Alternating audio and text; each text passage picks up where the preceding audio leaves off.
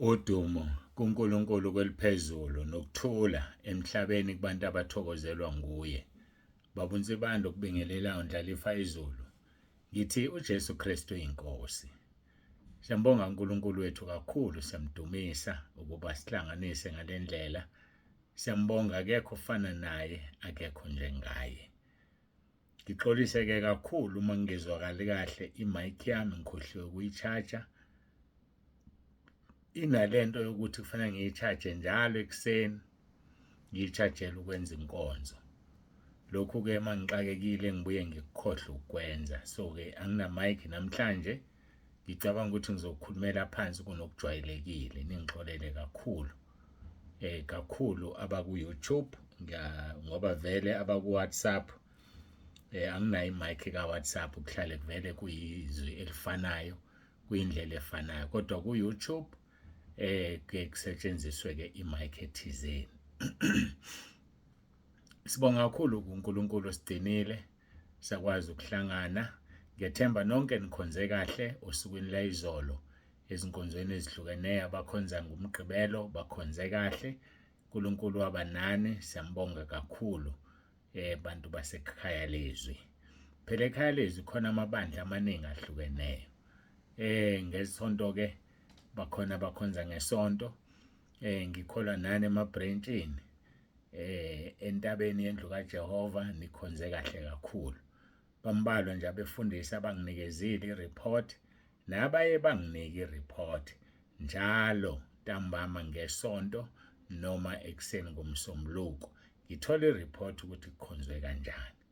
Hhayi abanye cha, ake ngishiye kanjalo, sengingengize kakhulu, kodwa ungizwile wena ukuthi ungithini. Ngiyabonga kakhulu kulabo abanginika i-report ukuthi bakhonze kanjani, bakhona yini abaqalayo abafikile, futhi nokuthi bakhona yini noma bangabikho, nokuthi-ke i-attendance ibinjani.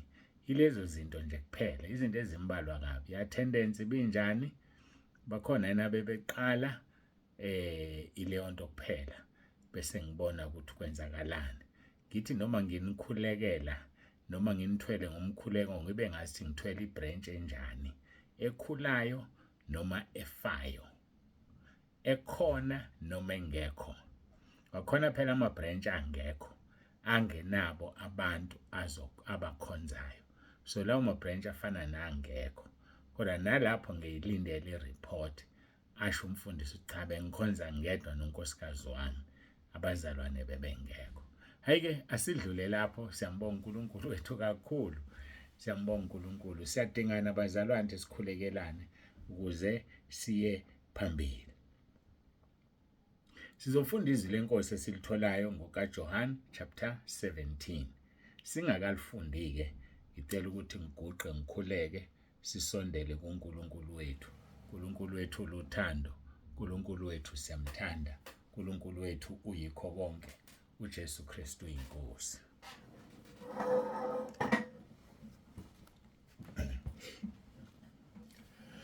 Baba ongcwele, uNkulunkulu wethu onomusa, siphambi kobuso bakho, siyazithoba ngaso lesi sikhathi sibonga ukugcinwa nokulondwa kuze kube manje.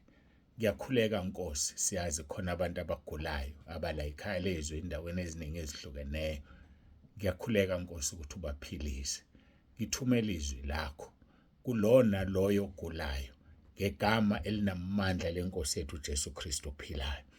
uNkulunkulu wethu unguNkulunkulu ophilayo, unguNkulunkulu oqonda izimo zonke, unguNkulunkulu owenza konke. Siyacela Nkosi, ushilo ukuthi uNkulunkulu wenyama yonke, akukho okukuhlulayo. Thinta ilona loyo ogulayo kuleso sigulo sakhe, beke sakhe isandla ngezwi lakho Nkosi. Ngiyakususa ukugula, ngikuthumela esihogweni. Ngezwi lakho sidala okusha kulo mzimba.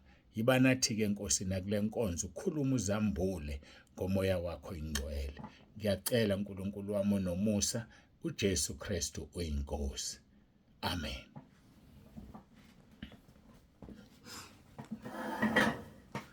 Siyambonga uNkulunkulu wethu kakhulu, bangcwele, siyamdumisa. Hayi, akekho ofana naye, akekho njengaye. uNkulunkulu wethu uthando, uNkulunkulu wethu uyikho konke esikufunayo. Asifundeke izwi lenkosi ngokaJohn chapter 17. Sifunda lapha uverse 1 noverse 2. UJesu wakhuluma lokho, wayesephakamisela amehlo akhe ezulwini wathi, Baba, isikhathi esifikile, khazimulisa indodana yakho ukuze indodana ikukhazimulise wena. Njengalokhu iphila amandla phezu kwenyama yonke, ukuba bonke oyiphe bona ibaphe ukuphila okuphakade. Uphiwa amandla, yiwo la mandla besiwabuka, ukuba bonke anikezwe bona baphe ukuphila okuphakade, ngoba ngaye sibuyisana noNkulunkulu Baba. Usubuyisene nje wena noNkulunkulu Baba? Ngiyabuza nje, usubuyisene yini naye wena na? Ngoba siyabuyisana noNkulunkulu, ngoba sonke sonile. Bonke bonile basilalelwe inkazimulo kaNkulunkulu. Mangaphazama baseRoma 3 labo uverse 23. Bonke bonile. Yebo, ngokuba bonke bonile basilalelwe inkazimulo kaNkulunkulu. BaseRoma 3 verse 23. Ngakho-ke sidinga ukubuyisana noNkulunkulu. Ake sibheke kizwe esigijima nalo baseKolose chapter 1, sobheka uverse 19 no20. Ngokuba kwaba kuhle kuye ukuba ukugcwala konke kuhlale kuyo, verse 20, nokuba ngayo abuyisane nakho konke esenzela ukuthula ngegazi lesiphambano sayo, yebo ngayo, nokuba kuyizinto ezisemhlabeni nokuba ezisezulwini, wenzile ukuthula. Ake sibheke-ke lapha kwabaseRoma chapter 5, sobheka uverse 1 noverse 10. Ngakho lokhu sesilungisisiwe ngokukholwa, sinokuthula kuNkulunkulu ngeNkosi yethu Jesu Kristu. Sinokuthula kuNkulunkulu ngeNkosi yethu. Uthi uJesu ukupha kwakhe ukuthula akufane nokupha kwezwe. So-ke uma sesilungisisiwe ngokukholwa, sinokuthula kuNkulunkulu ngeNkosi yethu Jesu Kristu. Unakho yini wena ukuthula kuNkulunkulu? Unakho yini? Ayikho nje into ekwenza utatazele uma ucabanga usuku lokufa? Ayikho nje into ekulahlisa ngethemba uma uyicabanga bese ubheka usuku lokwahlulelwa? Ayibo yiba ngcwele ngokuba uJehova uNkulunkulu wethu ungcwele. Leviticus 11 verse 44. Masibe ngcwele bafowethu. Lokho kuzosisiza. Akukho ukukhetha ubuso kuNkulunkulu. Hayi, noma ngabe ngumfundisi, noma ngabe ngingumpostoli, noma ngabe ngiyi-archbishop, noma ngabe ngiyini ezikhundleni ezikhona phambi kaNkulunkulu, isono isono kwaphela nje. Akusho ukuthi senze ubani onebandla elingakanani uzocatsha hayi azikho macabangela la. Hayi azikho macabangela la. Iyodwa into eyenza uNkulunkulu akucabangele. Yazi ukuthi ake siye kuyona. Iyodwa into eyenza uNkulunkulu enze njani akucabangele. Yini leyo? Ukuba nesihe. Ukuba nesihawu. Mawunesihawu kwabanye abantu, kuthiwa uyothola ukwahlulelwa okunesihawu. Ngale kwalokho ukuthi uyini, unamotoni, uhlala ekhaya elinjani, unamalini, akusebenzi ezulwini. Konke lokho kusala la emhlabeni. Ukuthi wena umpofu, uyintandane, uyiproduct mhlambe yokuthi wanokubezwa umama wakho, ukuthi ucatshangela ukufika ezulwini. Cha, konke kusala emhlabeni. Sonke simele ukungena ezulwini ngeNkosi yethu Jesu Kristu. Asibheke-ke kaJakobe chapter 2. Ngizoqala ku-12 no-13, verse 12 and 13. Uthi, khulumani kanjalo, nenze kanjalo njengokufanele abayokwahlulelwa ngomthetho wenkululeko. Verse number 13. Ngokuba ukwahlulelwa okungenasihawu kuyakumehlela ongenzi isihawu. Isihawu sizigabise ekwahlulelweni. Isihawu. Mangakubuza nje, ngesonto elidlule, over the past 7 days, ubani umuntu okwamenzela isihawu? Ukhona umuntu okwamenzela isihawu? Yamkhumbula lo ufike kuwe elambile ecela imali noma ecela ukudla. Umenzelile isihawu. Kuthiwa isihawu sizigabise ekwahlulelweni. Ukwahlulelwa okungenasihawu kuyomehlela ongenzi isihawu. Yabona ukuthi uNkulunkulu kukhona abantu ayobahawukela kufanele abalahle ngoba kade behawukela abanye abantu emhlabeni. Ngihlala ngixoxa ke lento le.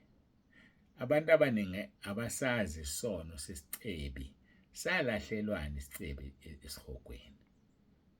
Ingoba sasinemali, ingoba sasihamba amaphathi. Cha. Isicebi salahlelwa into eyodwa ukungabi nasihawu. Ngoba sahluleka ukuhawukela uLazarus elahlwe esangweni laso. Kwaze kwafika izinja mazilume ilonda izinja zimkhothe waba nabangani bezinja. Lithi iBhayibheli wayifisa ukuzisuthisa ngemvuthuluka ewa etafuleni lesicebi kodwa kwayo lo mvuthuluka akayitholanga. So isono sesicebi ukungabi naso isihawu.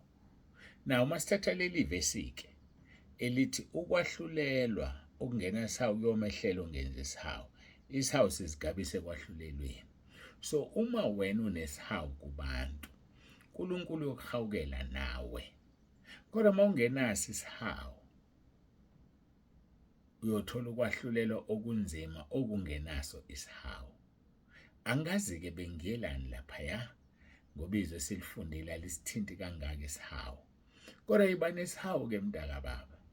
Thanda umakhelwane wakho nje obuzithanda wena. Yenza komunye lokho ofisa kwenziwe kuwe. That's a golden rule. Bakubiza kanjalo. Yenza komunye lokho othanda kwenziwe kuwe. Siyakuthola kuLuke nakuMatthew ama-chapter ngisawalibele. Hayi kufanele kwenze nje obufisa kwenziwe kuwena ngoba isondo liyajika. Lento yenza komunye umuntu izokwenziwa kuwe kusasa. Noma inhle noma imbi kodwa uzoyi-experience njengoba nawe wenza omunye umuntu wayi-experience. Period. So kake simthandeni kuNkulunkulu simkhonze. Ayike besiya nje lapha kuleli vesi ebelikhuluma ngokwahlulelwa. Sithi ke silapha kwabaseRoma chapter 5. Ngalokhu ngakho lokhu sesilungisisiwe ngokukholwa. Sinokuthula kuNkulunkulu ngeNkosi yethu Jesu Kristu. Ngase ngibuza unakho inokuthula. Mhlamba ulungisisiwe ngokukholwa. Uthi uRoma 10 verse 9. Uma uvuma ngomlomo wakho ukuthi uJesu uyinkosi, ukholwe enhlizweni yakho ukuthi uNkulunkulu wamvusa kwabafileyo uzosindiswa. Ukholwa enhlizweni. Athi uverse 10 ukholwa ngenhliziyo kube ngukulunga. Uthi kuverse 1 waseRoma 5 sesilungisisiwe ngokukholwa. Sinokuthula kuNkulunkulu ngeNkosi yethu Jesu Kristu. Sigqomise kuverse 10 ngokuba uma sathola ukubuyisana noNkulunkulu ngokufa kwendodana yakhe siseyizitha, ikakhulu siyakusindiswa ngokuphila kwayo sesithole ukubuyisana. Yaphinda ngiyabuza usubuyisene yini noNkulunkulu na? Uma umuntu wona kuNkulunkulu ngaso sonke isikhathi. Njalo nje mawona wona kuNkulunkulu. Bese kuthi ke uma wone nakumuntu noma wonene nomuntu useyangena kumuntu. Kodwa nje umuntu mayona okokuqala wona uNkulunkulu. Yikho fanele siqale sivume izono kuNkulunkulu sisebenzisa umntwana kaNkulunkulu ukuze uNkulunkulu akuthethelele. Mayisekuthethelele yena usuyasuka manje uya kumuntu omonile uyocela uxolo. Ukucela kwakho uxolo kumuntu omonile kuyizinhla ezimbili. Ucela uxolo ngoba ufisa ukuxolelwa. Kanti in disguise uyamshumayeza. Ngoba mayisefika ezulwini uthi akafikanga uNsibani kwazoxolisa wafika. Yini ungabonanga ukuthi usho ukuthi wonile ngoba naye nangexolisa. So unika uNkulunkulu iweapon, isikhali sokwazi ukuhlulela umuntu ngokuthi uyoxolisa. ake sithathe nansi insizwa engakaze nje yenze lutho ngokuya esontweni. Izishelele nansi intombi iziqonyelwe, kujolwe, kulalwe, kudlule. Isindiswe le ntombi. Mayisisindisiwe, isivuma isono sayo, uNkulunkulu ayithethelele. Kodwa ibisingayi kule nsizwa. Uyazi ukuthi khona okuxhumile kule nsizwa. Lithi iBhayibheli lami lapha kwaseKorinte bokuqala chapter 6, ngicabanga ukuthi uma uqala kuverse 17 wehla. Lithi loyo ohlangene nesifebe unyamanye naso. Ngoba izwi lenkosi lithi laba ababili abashadile banyamanye. Banyamanye ngoba sebecazelana imizimba yabo. So-ke uma wena uhlangene-ke nomuntu oyiphethe kabi noma onjani ninyamanye. So uma-ke ufa ungayanga ukuyoxolisa kuye, kunentambo esanixhumanisile phela ngoba ninyamanye. Wena usuxolelwe ezulwini, uzothi uthi alithatha unyawo ubheke ezulwini, aqhamuka ubrother athi uNkulunkulu uya kanjani uLindiwe ezulwini ngoba phela uLindiwe wayeyintombi yami emhlabeni. Uya kanjani? Kusho ukuthi nami-ke kufanele ngingene ezulwini. Uyobe usutshelwa kuthiwa njengoba ungaxolisanga enqamulanga intambo, akakwazi lo muntu ukungena ezulwini. Ukuze ungene ngoba elinikwa wena ilungelo. So wena ngoba uxolisanga usakwazi na ukungena ezulwini. Hambani nobabili emgodini wakwaLasha, bottom lesiphithini niyokusha. So-ke ngigcizelela ukuthi uvuma isono kuNkulunkulu ngoba wonile, uphinde uvuma isono nakumuntu omonile. Ukuvuma isono kumuntu number 1, ngoba ucela uxolo. Number 2, kuukumtshela ukuthi lento ebesiyenza wrong uNkulunkulu akayifuni. Sekokwakhe-ke ukuthi uyaqhubeka nezinye ingane zabantu uyazona noma uyaphenduka. Kodwa ubephenduke ngoba wena wenzeni? Uvuma isono sakho wacela uxolo. Ukuxolisa nje yikho-ke sengikubuza. Kubo bonke abantu owake wathandana nabo, uswahamba wayoxolisa kubo? Yebo, ngiyazi abanye badala usakwazi ukubathola. Ngoba sikhonza uNkulunkulu ongaboni nokungaqondi. Uyazi. Kodwa labo baziyo ukuthi bakuphi usuyile nobuyisana nabo na. Senzelwe inkonzo yokubuyisana. Sikhuluma ngokubuyisana la. Angiphinde abaseRoma 5 verse 1 no verse 10. Ngakho lokhu sesilungisisiwe ngokukholwa sinokuthula kuNkulunkulu ngeNkosi yethu uJesu Kristu. Awukwazi ukuthula wadlala ngengane yabantu.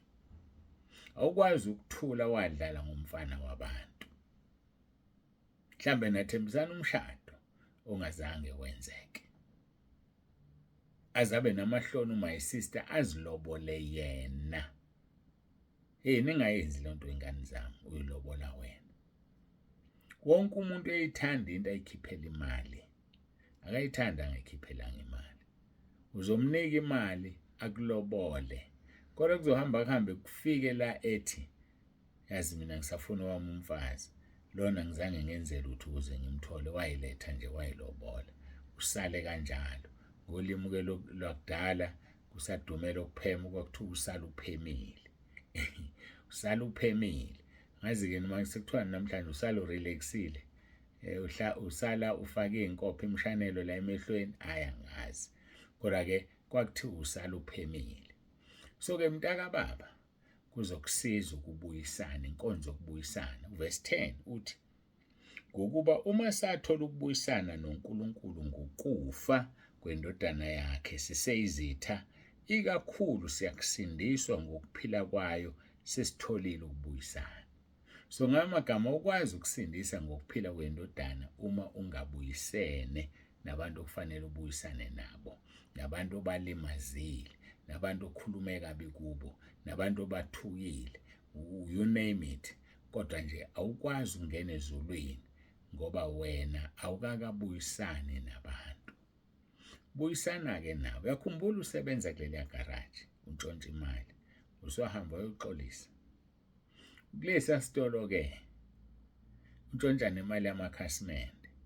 Mawulibheka ulibonda hhayi alihlakaniphanga uqhumise ngoshintshi. Angazi-ke uzolitholaphi lona ngoba kwakuyikhasimende nje. Yebo bazalwane, Ukukholwa akusikhona ukudlala, kodwa ukukholwa kungukuzisola. Ukukholwa kungukuzinikela emsebenzini kaNkulunkulu, noma ngabe kukuvuma izono, noma ngabe kuwuxolela, kodwa khona uzinikele ukwenze ngenhliziyo yakho yonke, hhayi ngokubamba amagqubu. Ngoba kumsebenzi kaNkulunkulu ukuxolela, uthethelele, akulula, kodwa kuyenzeka, ku-possible. Ngakho-ke bangcwele, bantwana bakaNkulunkulu, uNkulunkulu wethu uyasithanda. uNkulunkulu wethu wenze ukubuyisana ngendodana yakhe uJesu Kristu, ukuba sibuyisane naye. Sibuyele kwabaseKoloseke, lithi-ke lelizwi uverse 20, nokuba ngayo indodana yakhe abuyisane nakho konke, esenzile ukuthula ngegazi lesiphambano sayo, yebo, ngayo, nokuba kuyizinto esemhlabeni nokuba ngezisezulwini. Ngokudinwa inkosi-ke sizoqhubeka noverse 21 kwabaseKolose uchapter 1. Ngicela ukuguqa ngikhuleke. Asiguqe mntaka baba.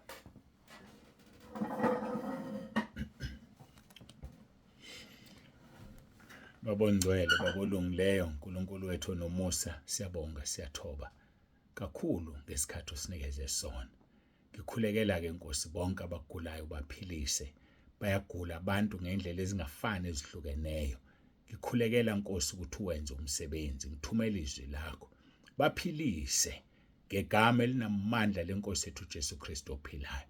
Thuma ukufa esihogweni, thuma amadimoni esihogweni, thuma uBelzebuli inyoka endala udrago esihogweni.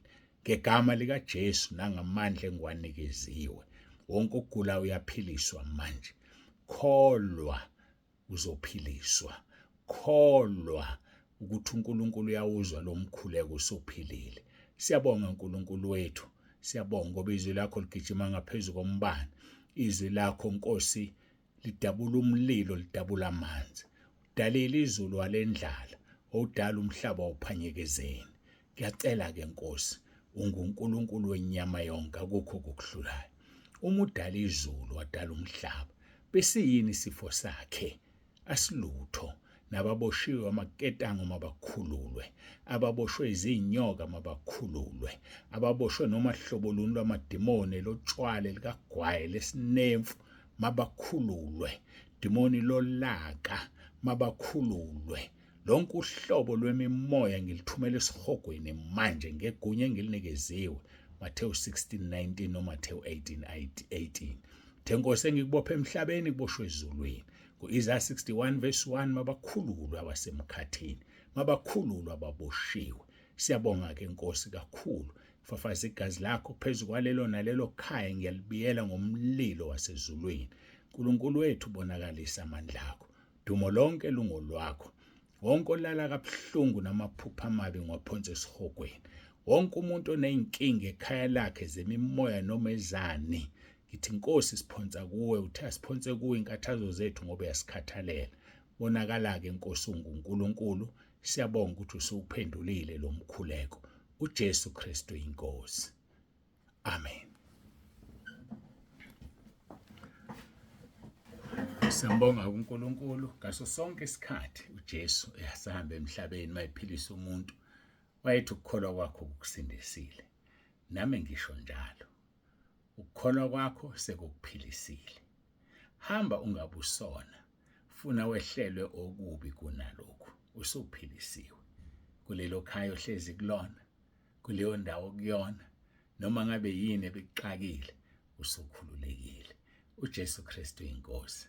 Baba uNsibande, sekufike leso sikhathi sokuthi athi ukuthula kwenkosi yethu uJesu Kristu makuhlale phezu kwakho, azabuye uJesu alanda ibandla lakhe. uJesu Kristu inkosi.